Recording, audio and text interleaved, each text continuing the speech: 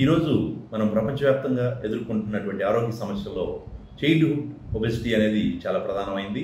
అందులో కూడా central obesity మరి చాలా ప్రమాదకరమైంది.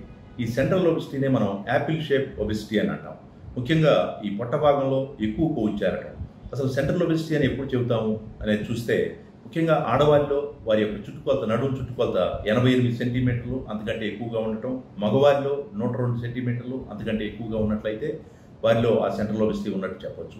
దానివల్ల వచ్చే అనర్థాలు చూస్తే షుగర్ వ్యాధి, కొలెస్ట్రాల్, బీపీ, అట్లాగే మరి గుండెపోటు, పక్షవాతం, అలాగే కొన్ని రకాల క్యాన్సర్లు, అట్లాగే వీటితో పాటు ఇన్సులిన్ రెసిస్టెన్స్ అనే సమస్య, ఇవన్నీ కూడా ఈ సెంట్రల్ ఒబెసిటీ వల్ల వచ్చే అనర్థాలు.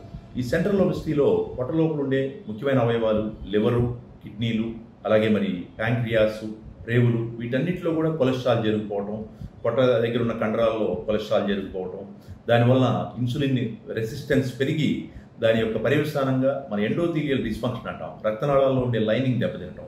ఈ ఎండోథీలియం దెబ్బతినటం వల్ల ఇలాంటి సమస్యలు రావడానికి ఇది కారణమవుతుంది.